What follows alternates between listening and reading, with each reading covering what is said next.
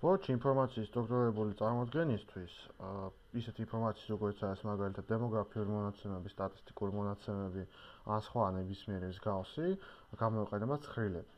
ცხრილების ჩასმისთვის ჩვენ პირველ რიგში უნდა მივმართოთ ჩანართ inserts და შემდეგ ღილაკ tables. ეს ღილაკი არის ჩამოსაშლელი მენიუსავით და შესაბამისად ჩვენ ხედავთ, რომ არსებობს ცხრილის ჩასმის რამდენიმე გზა. ზოგიერთი არის მარტივი და ჩვენ წამებში ვიღებთ შედეგებს. ზოგიერთი გამოიყენება იმ შემთხვევაში, თუ ჩვენ გვჭირდება ცხრილისგან უფრო მეტი, ვიდრე ინფორმაციის უბრალოდ სტრუქტურირებულად წარმოდგენა. ზოგიერთი ხერხი გვაძლევს საშუალებას ჩვენ უკვე გამზადებული შაბლონი გამოიყენოთ ჩავსვათ ცხრილი და შესაბამისად ჩვენ უნდა ვიმოხმოთ იმის და მიხედვით, თუ რა გვჭირდება ჩვენ ცხრილისგან, ან რა ზომის ცხრილი გვჭირდება. ყველაზე მარტივი საშუალება ეს არის აი აქ არჩევა მაუსის მეშვეობით შესაბამისი რაოდენობის სვეტების და სტრიქონების. თუმცა, როგორც ხედავთ, რაოდენობა არის შეზღუდული, ეს არის 10 სვეტი და 8 სტრიქონი და ჯამში გვაძლევს ჩვენ 80 უჯრას. მართალი გითხრათ, უმრავი შემთხვევაში სავსებით საკმარისია, თუმცა თუ თქვენ გჭირდებათ უფრო მეტი, თქვენ უნდა აირჩიოთ ღილაკი insert table.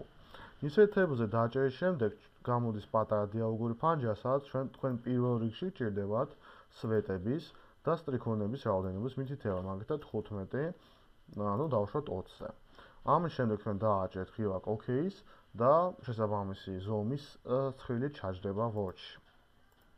თუ თქვენ გჭირდებათ ცხრილის დახაზვა, ეს ძირითადად იშვიათად გამოიყენება, იმიტომ როგორც წესი, წინასწარ იციან რამდენი სვეტი ან სტრიქონი დაჭირდებათ და ამიტომაც ამას შედარებით იშვიათად გამოიყენებენ, თუმცა მოდით ნახოთ როგორ კეთდება ეს.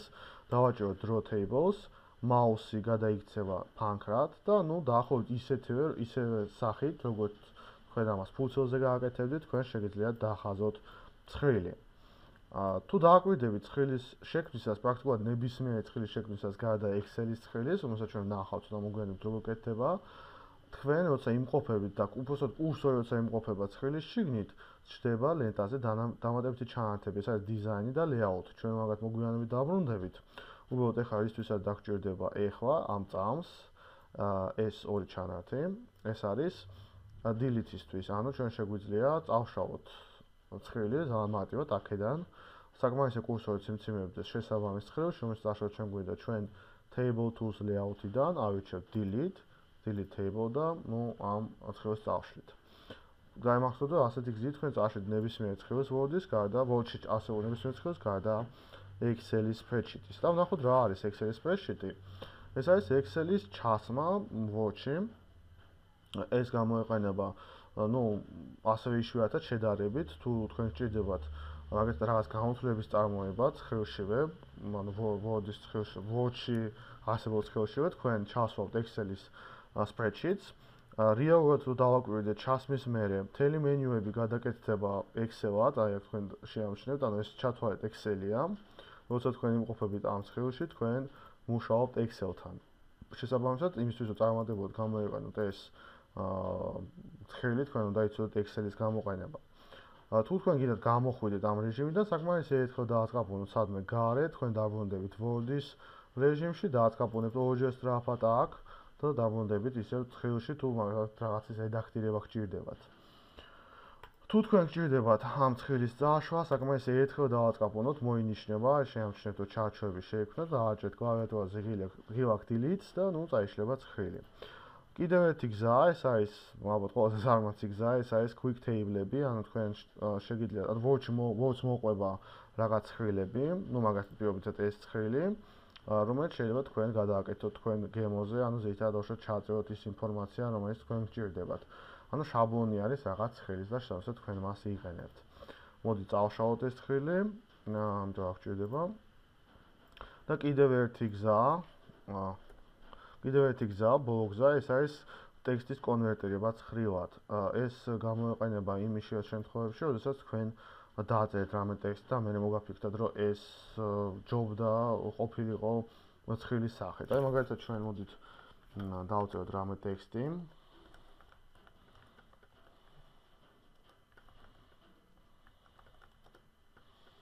ანუ მაგალითად დავწერეთ, ეს სრულიად ასე ვთქვათ, მოგონილი ფაქტებია, მაგალითისთვის, აი მაგალითად ქურდობა 200 შემთხვევა, იქ ძარცვა პირობითად 100 შემთხვევა. რაც განზრახულება პირობითად 120 შემთხვევა, სულ პირობითია და თქვენაც დააკვირდით ამ მონაცემებს და მივხვდით, რომ ჯობდა ეს ცხილის სახით მოცემულიყო. და როგორ მოვიქცეთ ამ შემთხვევაში? ჩვენ უნდა წინასწარ გავსაზღვროთ, სად ეწყება სტრიქონები, სად სვეტები, აი მომავალ ცხილში. სტრიქონებთან ძალიან ადვილი, იმიტომ თითოეული ახალი სტრიქონი რეალურად ტექსტში ეს იქნება ცხილის ახალი სტრიქონი. რაც ეხლა სვეტებს, ამის შესახებ ჩვენ უნდა მივუთითოთ. როგორმე ყველაზე ხშირად მე რაც მინახე პრაქტიკაში იყენებენ მძიმეებს, ანუ ცხოველ მძიმეს იქ, სადაც უნდა დამთავრდეს სვეტი და რეალურად დაეწყოს ახალი სვეტი. აი მაგათად ასე. მერე ინიშნება მთელი ეს ტექსტი, აი ესე. შევიდივართ insert table-ში, ვირჩევთ convert text to table, რომელიც ახლა უკვე აქტიურია და პრინციპში რაც უნდა გააკეთოთ, ეს არის აი ეს ბოლო პუნქტი separate text add, ანუ გაყავი ტექსტი სადაც მივუთითოთ ან კომას, ეს მძიმეა, ან other-ში თუ აქ მაგეთ კომას აწერია, ჩავბეჭდოთ მძიმე. თუ თქვენ მაგათად მძიმე არ მოგწონთ და გინდათ მაგათ ტირეების გამოყენება გაყოფისთვის, ნუ ესეც არ არის პრობლემა, უბრალოდ other-ში ტირეს დაწერეთ მძიმის ნაცვლად. დავაჭერთ OK-ს და შეიქმნება ესეთი შესანიშნავი ცხრილი. თუ ამ ცხრილის შექმნის მერე ხედავთ კურსორი არის ქვემოთ, ანუ ჩვენ შეგვიძლია რეალურად კიდე ერთი ცხრილი დავამატოთ, დაუშვათ თუ საჭიროა, მაგრამ ამით არ მთავრდება ცხრილთან მუშაობა, იმიტომ რომ მაგალითად ჩვენ შეგვიძლია მერე რაღაც დავამატოთ სვეტები, სტრიქონები, რაღაცები გავაერთიანოთ და ასე შემდეგ და ასე შემდეგ. ჩვენ უკვე ვიცით, რომ ცხრილში როცა ვიმყოფებით ჩანართები, დამატებითი ჩანართები, ეს არის design და layout-ი, რომელიც გაერთიანებულია table tools-ებში. დიზაინი მარტივად რო ვთქვათ, პასუხს აგებს გარე განსახეზე, ანუ რაღაც ფერებზე და როგორ გამოიყურება მთლიანად ეს ცხრილი, ხოლო layout-ი აგებს პასუხს უფრო სტრუქტურაზე. მოდით განვიხილოთ ყველაზე ესეთი ძირითადი შესაძლებლობები, ყველაზე ხშირად გამოყენებადი, რაც ხდება, ნუ ყველაზე მარტივი ეს არის table style-ის გამოყენება, თუ ჩვენ არ გვინდა ესე ძალიან სადად გამოიყურებოდეს ჩვენი ცხრილი, ჩვენ სტილებიდან შეგვიძლია ავირჩიოთ, აი კიდე ჩამოვშალოთ კიდევაც და ავირჩიოთ რაიმე საინტერესო სახე ჩვენი ცხრილისთვის. ესე მაგალითად პირობითად ნებისმიერი ესეთი, თუ თქვენ არ მოგწონთ არც ერთი, აი ეს plain table-ში ყველაზე მარცხენა პუნქტი, ეს არის ასე ვთქვათ, ნუ ჩვეულებრივი ცხრილი. შესაძლებელია ჩვენ ესე ხელით ვიმუშაოთ ცხრილის დიზაინთან, ნუ მაგ ყველაზე ესეთი გამოყენებადი არის მაგალითად shading-ი, სადაც ჩვენ შეგვიძლია ფერები ჩავასხათ ცხრილში, აი ესე ნებისმიერად, სადაც სიმციმეს კურსორი შესაბამისად ჩვენ იქ ფერი დაჯდება ის რომელსაც ჩვენ ავირჩევთ. თუ ჩვენ მოვნიშნავთ რამოდენიმე უჯრას, შესაბამისად ეს ღილაკი უკვე იმოქმედებს აი ამ უჯრებზე. გარდა ამისა, ჩვენ შეგვიძლია ვაკონტროლოთ მაგალითად აი ამ უჯრას, რომელი ესე ვთქვათ ხაზი იქნება ნაჩვენები, ან რომელი ხაზი არ იქნება ნაჩვენები, ის მართალი იარსებებს, მაგრამ ეს არ იქნება არც ამობეჭდვისას გამოჩნდება და ნუ ძირითადად არც Word-ში ნახავთ თქვენ მას, თუ არ ჩართოთ სპეციალურად. მაგალითად მე არ მინდა რომ აი ამ უჯრას კონდეს მარცხენა კიდე. მე ავირჩევ აი ესეთ რაღაცას, მე მოვხსნი left borders მარცხენა კიდეს. მაგალითად მე არ მინდა რომ ამ უჯრას კონდეს მარჯვენა კიდე, მე მოვხსნი right borders, შესაბამისად ის გაქრება. ამობეჭდვისას ეს არ გამოჩნდება, ანუ ეს ხაზები, მიუხედავად იმისა, რომ ისინი ფიზიკურად აქ იარსებენ. თუ თქვენ მაგალითად გჭირდებათ რომ ნახოთ სხვის მიერ გაკეთებული ცხრილი, ანუ როგორი სტრუქტურისაა, მიუხედავად იმისა, რომ მაგათ დამავა ეს ხაზები, თქვენ შეგიძლიათ შეხვიდეთ layout-ში და აი აქ პუნქტი view grid lines აჩვენოთ. თუ დააკვირდებით, აი აქ პუნქტირებად ჩანს ესე ვთქვათ ხაზი, ეს ნიშნავს იმას, რომ ეს ხაზი აქ რეალურად არის, ეს უჯრა არსებობს, თუმცა ის არ ჩანს არც ამობეჭდვისას და ანუ იდეაში არის უჩინარი.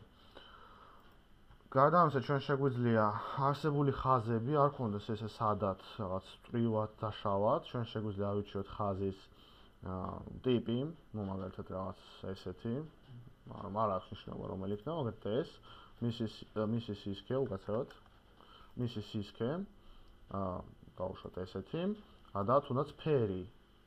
მაგალითად ეს, არა ეს აუცილებლად 3 პუნქტი ავირჩიოთ, თუ შეიძლება ერთით შემოიფარგოთ, მაგალითად მარტო ხაზის ტიპის შეცვლა გინდათ, მაგრამ მოდით ნახოთ როგორ რეალურად ამას გამოვიყენებთ. მას შემდეგაც ამებს ავირჩევთ, ჩაერთვება border painter-ი. ეს არის paint-ი, რომელიც მოქმედებს რეალურად მხოლოდ ხაზებზე. ანუ ჩვენ შეგვიძლია ესე მოვნიშნოთ ხაზი, ანუ უბრალოდ დავაწყაფონებთ ხაზს და ის გადაკეთდება აი ესე, მაგალითისთვის. ანუ სათაური რაღაცნაირად გამოვყოთ. მე არ მინდა რომ ეს ხაზი იყოს ასეთი, მე ჩვეულებრივად ავირჩევ მაშინ ჩვეულებრივად ყველაფერს, ანუ pen colors ავტომატურზე და შესაბამისად ამას დავაჭერ. ხედავთ მხოლოდ სათაურის ნაწილი ჩანს ასე. ეს ძირითადად რაც შეეხება დიზაინს, layout-ს რაც შეეხება, როგორც მოგახსენეთ, ეს ეხება სტრუქტურას ცხრილის. თუმცა მე ხედავ რომ აქ მარტო 3 დანაშაული მე არ ყოფნის, მე მჭირდება კიდევ უფრო მეტი სვეტები.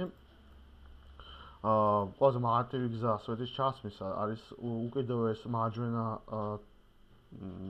უჯრაში კურსორის დაყენება და მე თაბღივაკის კლავიატურაზე დაჭერა და ის დაემატებს ახალ სტრიქონს, მაგალითად ასე. მაგრამ თუ შეგიძლიათ გამოიყენოთ ასევე მენიუებიდან insert below, insert above. Below ჩასვამს სტრიქონს კურსორის ქვევით, above შესაბამისად ზევით, insert left და insert right, ეს არის უკვე სვეტების ჩასმა. პრინციპში ის რების მიხედვით ჩვენ შეგიძლიათ მივხვდეთ რასთან გაქვს საქმე. Delete-ი გვაძლევს საშუალებას, ჩვენთვის ეს გაგუწოთ ნაცნობი ეს ღილაკი, ჩვენს გვაძლევს საშუალებას წავშალოთ სტრიქონები, delete rows მეშვეობით, აღარაა სტრიქონი, წავშალოთ სვეტები, მოდი დავამატოთ რამე სვეტი, რომ მე ზედმეტი სვეტი წავშალოთ, აი ესე, delete columns. უჯრებს რაც შეეხება, ეს არის უჯრების წაშვა, მაგრამ ეს იშვიათად გამოიყენება. მაგრამ ჩვენ შეგვიძლია რაღაც კიბე გავაკეთოთ, მოდით ვცადოთ. ამას აკეთებენ რაღაც სამოტივაციო ტრენინგებზე, რომ მაგალითად აჩვენონ როგორი კარიერული წინსვლა უნდა შეიძლება გქონდეს ან რაღაც როგორც მივახციოთ. აი მაგალითად მე მინდა ამ ცხისგან კიბე გავაკეთო, მე შევალ layout-ში, მოვნიშნავ იმ უჯრებს, რომელიც მე ამჭირდება, მივცემ delete cells, დავაჭერ OK-ს, მე აი ასე. დავაჭერ OK-ს, აი ასე. დავაჭერ OK-ს და როგორც ხედავთ, ეს ჩვენი ცხრილი და კიბე გაკეთდა და აქ შეგიძლიათ თქვენ რაღაც ნაბიჯები ასახოთ, მაგალითად, რომელთა თქვენ მიაღწევთ რაღაცას. ეს შეიძლება გაკეთდეს. რა შეიძლება გაკეთდეს კიდევ ცხრილთან, გავიგეთ დამატება, გავიგეთ წაშვა. შესაძლებელია მოხდეს უჯრების გაერთიანება, მაგალითად, აი აქ ჩვენ გვინდა ერთი უჯრები, მხოლოდ იმისა, რომ ხვევით ორი სტრიქონია, ეს არ არის პრობლემა, მოვნიშნავთ იმ უჯრებს, რომელიც ჩვენ გვინდა გაერთიანებული ქონდეს, დავაჭერთ merge cells და უჯრები, როგორც ხედავთ, გაერთიანდებიან. თუ პირიქით გვჭირდება უჯრების გააყოფა, ჩვენ საკმაისად, დავსვათ კურსორი იმ უჯრაში, რომელიც გააყოფა ჩვენ გვინდა და დავაჭეროთ split cells. მივუთითოთ რამდენი ამ უჯრისგან რამდენი სვეტი, მაგალითად 3 და რამდენი სტრიქონი გვინდა მივიღოთ, მაგალითად 2 და გავყოთ, დავაჭეროთ OK-ს და საბამისად უბრალოდ შეიქმნება 6 უჯრა. შესაძლებელია ასევე გავყოთ ჩვენ ცხრილი. ანუ ერთი ცხრისგან მივიღოთ 2.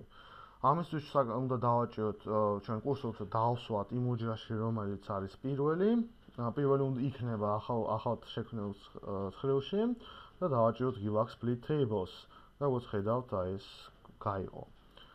კიდევ ერთი საინტერესო მომენტი, ეს არის, მოდით გავამატოთ აქ სვეტი.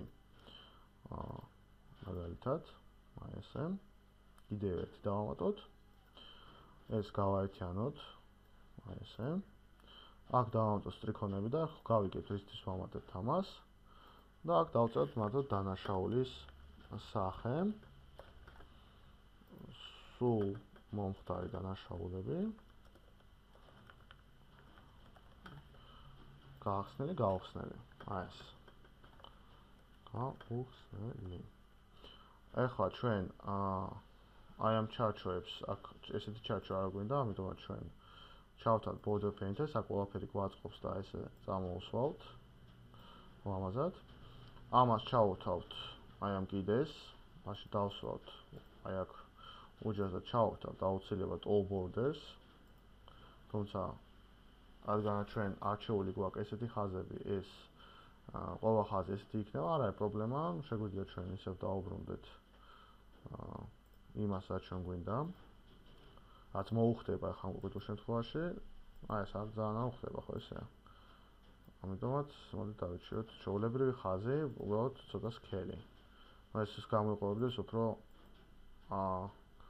აკადემიურად და რაღაც ფერებში. აი ესე. მოვაქციოთ ტექსტი შუაში, ამისთვის არ გამოიყენოთ თაბები, ენტერები, იმიტომ რომ რაღაც მერე გადაკეთებისას, თხრილისას რაღაცები აგერევათ, ჯობია შეხვიდეთ layout-ში და არჩიოთ აი ესეთი ღილაკი. აქ ხედავთ მარცხენა, შუა, მარჯვენა, ეს გეყოფა ჩვეულებრივ ვიწრო ოჯახში, თუ არის უჯრად დიდი, მაგალითად ასეთი, თქვენ შეგიძლიათ გამოიყენოთ აი ესე დავუშვათ ზედა მარცხენა, ზედა შუა, ზედა მარჯვენა, ქვედა მარცხენა და ასე შემდეგ. მოგივათ მივხვდებით რა ნიშნავს თითოეული, აი ეს ხაზი დამავიწყდა მე. გამესხვილებინა. გარდა ამისა ჩვენ შეგვიძლია ტექსტი გქონდეს არა ესე ჰორიზონტალურად დაწერილი, ну რიგ შემთხვევაში ეს ჯობია. რიგ შემთხვევაში ჯობია ჩვენ დავატრიალოთ ტექსტი, გქონდეს ესე. ეგრეთ წოდებული ვერტიკალურად, მაგალითად ასე, ну ძირითადად ჟურნალებში იწერება ხოლმე თარიღები და ასე შემდეგ. და მაგალითად გქონდეს ესეთი შვენიერი ცხრილი, ну დასაწყისისთვის. ასე ჩვენ გავიგეთ ძირითადი ინსტრუმენტები ცხრილების შექმნის და დარედაქტირების. თუ თქვენ დავიუფლებით აი ამ ინსტრუმენტებს, თქვენ შეძლებთ ფაქტობრივად ნებისმიერ სირთულის ცხრილის შექმნას.